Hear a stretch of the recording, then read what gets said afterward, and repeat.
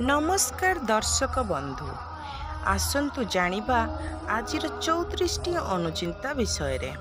Number 1 पूजा करिबा समय रे जदि आपण जळैतिबा दीपटीर शिखा ऊपर को उठिबा को लागि थाए तेबे आपणक उपरे भगवानंकर कृपा दृष्टि रहितिबा सूचना होइथाए एवं आपणक मनोवांछा पूर्ण होइथाए।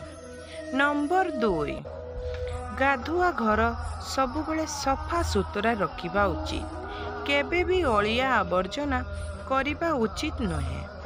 एहा अमंगलकारी हेबा सहित राहु केतु एवं शनिंक खराब प्रभाव पड़ी सुख समृद्धि कम होइथाए। नंबर 3 वास्तु अनुसारे केबे भी फटा एवं मैला होइतिबा कपड़ा पिंधिबा उचित नहे। एहा द्वारा दरिद्रता देखा देइथाए। तेणु गाधोइबा परे सफा सुतरा कपड़ा पिंधिबा द्वारा शुभ एवं मंगलकारी होइथाए। नंबर 4 दुआर मुहरु कौनसी असहाय लोकंकु खाली हाथ फेराइबा उचित नुहे। निज सामर्थ्य अनुसारे तांकु साहाय्य करिबा दरकार।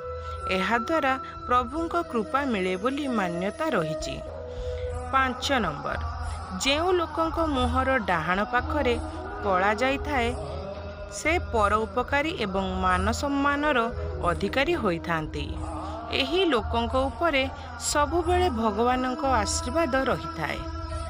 नंबर 6 जेउ पुरुषर मुंडर केश कुंचुकुंचिया होइथाए सेमाने सरल मना एवं जिदिया प्रकृतिर होइथांती। सेमानंक दाम्पत्य जीवन खुशी रे कटि थाए। नंबर 7 नाकरे कला जाई रहितिबा लोकमाने स्वाभिमानी होइथांती एवं जीवन रे प्रगति करिथांती। नंबर 8 हाथर पापुली मझिरे कला जाई रहितिबा लोक मानंकर धनर अभाव होई नथाए एवं विवाह परे भाग्योदय होइथाए। नंबर 9 पादर आंगुठी रे कला जाई चिन्ह रहितिबा लोक माने भ्रमण करने को भल पाइथांती एवं अन्यर उपकार करिथांती। नंबर 10 हाथर आंगुठी रे कला जाई चिन्ह रहितिबा लोक माने कर्मवीर होइथांती एवं कार्य रे सफलता प्राप्त करिथांती। नंबर 11 जेउ लोक मानंकर बेकरे कला जाई रहिथाए सेमाने बुद्धिमान होइथांती एवं चतुरतार सहित धन अर्जन करिथांती। नंबर 12 जेउ लोक मानंकर कानरे कला जाई चिन्ह रहिथाए सेमाने विचारबंध लोक होइथांती एवं उत्तम परामर्शदाता होइथांती। नंबर 13 जेउ पुरुष लोक माने महिला मानंक सम्मान करिथांती सेमानंक उपरे शनिदेवंक कृपा रहिथाए। नंबर 14 जेउ पुरुष लोकंक स्मित हास्य मनमोहक होइथाए सेमानंक उपरे माता लक्ष्मींक विशेष कृपा रहिथाए। नंबर 15 जेउ लोकंक पादर द्वितीय आंगुली बड़ होइथाए सेमाने भाग्यशाली एवं सहनशाली व्यक्ति होइथांती। नंबर 16 जेउ पुरुष निजर प्रशंसा करती नहीं एवं जार अहंकार न थाए सेमानंक उपरे सूर्यदेवंक आशीर्वाद रही थाए। नंबर 17 जेउ पुरुष माने कथा धीरे कही थांती किंबा सेमानंक कथा ठीक भावे बुझी हुए नहीं सेमानंकु जीवन रे सफलता सहजरे मिली न थाए। नंबर 18 जेउ पुरुषंक आखि कला एवं सुंदर होई थाए ताहा सहित आखि तले कला दाग न थाए सेमाने भाग्यशाली होई थांती।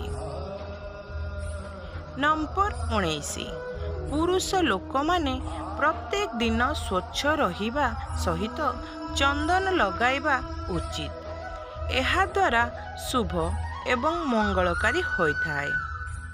नंबर 20 ଯେଉଁ ପୁରୁଷ ସ୍ତ୍ରୀକୁ ଶାରୀରିକ ସୁଖ ଦେଇପାରେ ନାହିଁ କିମ୍ବା ସ୍ତ୍ରୀକୁ ସନ୍ତୁଷ୍ଟ କରିପାରେ ନାହିଁ, ସେହି ପୁରୁଷଠାରୁ ସ୍ତ୍ରୀ ଦୂରେଇ ଯାଆନ୍ତି। ନମ୍ବର 21, ଯେଉଁ ପୁରୁଷ ଲୋକମାନେ କଥା ସୃଷ୍ଟ ଭାବେ କହିଥାନ୍ତି, ସେମାନେ ଶୀଘ୍ର ସଫଳତା ଏବଂ ଧନ ଦୌଲତର ଅଧିକାରୀ ହୋଇଥାନ୍ତି। ନମ୍ବର 22, ଯେଉଁ ପୁରୁଷ ଲୋକଙ୍କ ଦେହରୁ ଅଧିକ ଝାଳ ବାହାରିଥାଏ କିମ୍ବା ଅଧିକ କେଶ ରହିଥାଏ, ସେମାନଙ୍କ ଜୀବନରେ ବହୁତ କଠିନ ସମସ୍ୟାର ସାମ୍ନା କରିବାକୁ ପଡ଼ିଥାଏ। ନମ୍ବର 23, ଯେଉଁ ପୁରୁଷ ଲୋକଙ୍କ ମଥା ଚଉଡ଼ା ହୋଇଥାଏ ଅଥବା 4 ଆଙ୍ଗୁଳିରେ ଅଧିକ ହୋଇଥାଏ, ସେମାନେ ଭାଗ୍ୟଶାଳୀ ପୁରୁଷ ହୋଇଥାନ୍ତି। ନମ୍ବର 24, ଯେଉଁ ପୁରୁଷ ଲୋକଙ୍କ ମଥାରେ କୌଣସି ଦାଗ ରହିଥାଏ, ସେମାନଙ୍କୁ ଜୀବନର ଯେକୌଣସି ସଫଳତା ପ୍ରାପ୍ତ କରିବା ପାଇଁ ବହୁତ ସଂଘର୍ଷ କରିବାକୁ ପଡ଼ିଥାଏ। ନମ୍ବର 25, ଯେଉଁ ଲୋକମାନଙ୍କର ଓଠରେ କଳାଜାଇ ଚିହ୍ନ ରହିଥାଏ, ସେମାନେ ମିଷ୍ଟଭାଷୀ ହୋଇଥାନ୍ତି ଏବଂ ଭାଷା ଦ୍ୱାରା ଅନ୍ୟମାନଙ୍କ ମନ କିଣିଥାନ୍ତି। ନମ୍ବର 26, କେବେ ବି ଅନ୍ୟମାନଙ୍କ ପାଇଁ ରହିଥିବା ଖାଦ୍ୟ ଖାଇବା ଉଚିତ ନୁହେଁ କିମ୍ବା ପାଖରେ ଥିବା ଯେକୌଣସି ପ୍ରାଣୀକୁ ଭୋକିଲା ରଖି ଖାଦ୍ୟ ଖାଇବା ଅନୁଚିତ। ନମ୍ବର 27, ଯଦି କୌଣସି ଶାରୀରିକ କଷ୍ଟ କିମ୍ବା ଯନ୍ତ୍ରଣା ଦେଖାଦେଇଥାଏ, ତେବେ ଶନିବାର ଦିନ ସୋରିଷ ତେଲରେ ଖାଦ୍ୟ ପ୍ରସ୍ତୁତ କରି ଶାରୀରିକ ବିକଳାଙ୍ଗ କିମ୍ବା ଗରିବ ଲୋକଙ୍କୁ ଖାଇବାକୁ ଦେବା ଦ୍ୱାରା ଶାରୀରିକ କଷ୍ଟ ଦୂର ହୋଇଥାଏ। ନମ୍ବର 28, କୌଣସି ଦିନ ସ୍ନାନ କରିବା ପରେ ମନ୍ଦିର ଯାଇ ମହାଦେବଙ୍କୁ ଗୌରୀ ଶଙ୍କର ରୁଦ୍ରାକ୍ଷ ଅର୍ପଣ କରିବା ଦ୍ୱାରା ମଙ୍ଗଳକାରୀ ହେବା ସହିତ ବହୁ ଦିନରୁ ରହିଥିବା ମନୋବାଞ୍ଛା ପୂର୍ଣ୍ଣ ହୋଇଥାଏ। ନମ୍ବର 29, କେବେ ବି ସମ୍ପୂର୍ଣ୍ଣ ଉଲଗ୍ନ ହୋଇ ଶୋଇବା ଉଚିତ ନୁହେଁ।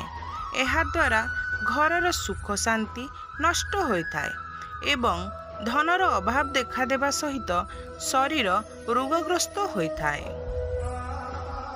ନମ୍ବର 30, ଶାସ୍ତ୍ର ଅନୁସାରେ କୌଣସି ମନ୍ଦିର କିମ୍ବା ଶ୍ମଶାନରେ କେବେ ବି ଶୋଇବା ଉଚିତ ନୁହେଁ ଏବଂ ଯଦି ଘରେ ଏକା ରହୁଛନ୍ତି, ତେବେ ପାଖରେ ଲୁହା ଜିନିଷ ଏବଂ ପାଣି ପାତ୍ର ରଖିବା ଉଚିତ। ନମ୍ବର 31, ରାତ୍ରି ଭୋଜନ ପରେ ରୋଷେଇ ଘରେ ଅଇଁଠା ବାସନ ରଖିବା ଉଚିତ ନୁହେଁ। ଏହାଦ୍ୱାରା ମା ଲକ୍ଷ୍ମୀ କ୍ରୋଧିତ ହୋଇଥାନ୍ତି। ତେଣୁ ଅଇଁଠା ବାସନକୁ ରୋଷେଇ ଘରୁ ବାହାର କରିଦିଅନ୍ତୁ କିମ୍ବା ରାତିରେ ଧୋଇ ଦିଅନ୍ତୁ। ଅଇଁଠା ବାସନରେ କାହାକୁ ଖାଦ୍ୟ ପରସନ୍ତୁ ନାହିଁ। ନମ୍ବର 32, ଯେଉଁ ବିବାହିତ ମହିଳା ସକାଳୁ ବିଳମ୍ବରେ ବିଛଣା ଛାଡ଼ନ୍ତି, ସେହି ମହିଳାଙ୍କ ଉପରେ ମା ଲକ୍ଷ୍ମୀ କ୍ରୋଧିତ ହୋଇଥାନ୍ତି। ସେହି ଘରେ ଅଲକ୍ଷ୍ମୀ ବାସ କରିଥାନ୍ତି। ମହିଳାମାନେ ସୂର୍ଯ୍ୟ ଉଦୟ ପୂର୍ବରୁ ଉଠି ସ୍ନାନ କରି ପୂଜାପାଠ ଆଳତି କରିବା ଉଚିତ, ଯାହାଦ୍ୱାରା ଘରର ସୁଖ ଶାନ୍ତି ସମୃଦ୍ଧି ବୃଦ୍ଧି ହୋଇଥାଏ। ନମ୍ବର 33, ଅନେକ ମହିଳା ଘରର ମୁଖ୍ୟ ଦ୍ୱାରରେ ଚୌକାଠ ଉପରେ ବସି ଗପ କରିଥାନ୍ତି ଏବଂ ଖାଦ୍ୟ ମଧ୍ୟ ଖାଇଥାନ୍ତି। ଏହାଦ୍ୱାରା ମା ଲକ୍ଷ୍ମୀଙ୍କର ଗୃହ ପ୍ରବେଶର ବାଧା ସୃଷ୍ଟି ହୋଇଥାଏ। ଏହିଭଳି ମହିଳାଙ୍କ ଉପରେ ମା ଲକ୍ଷ୍ମୀ କ୍ରୋଧିତ ହୋଇଥାନ୍ତି। ନମ୍ବର 34, ଯେଉଁମାନେ ଆତ୍ମସମ୍ମାନକୁ ଧନ ରୂପେ ବିବେଚନା କରନ୍ତି, ସେମାନେ ବାସ୍ତବରେ ଚିରଞ୍ଜୀବୀ ଅଟନ୍ତି। ଆତ୍ମସମ୍ମାନକୁ ଗୁରୁତ୍ୱ ଦେଉନଥିବା ବ୍ୟକ୍ତିମାନଙ୍କ ପାଖରେ ଯେତେ ଧନ ଥିଲେ ମଧ୍ୟ, ଯେତେ ଦିନ ବଞ୍ଚି ରହିଲେ ମଧ୍ୟ, ତାର ମୂଲ୍ୟ ଅନ୍ୟମାନଙ୍କ ପାଖରେ ନଥାଏ।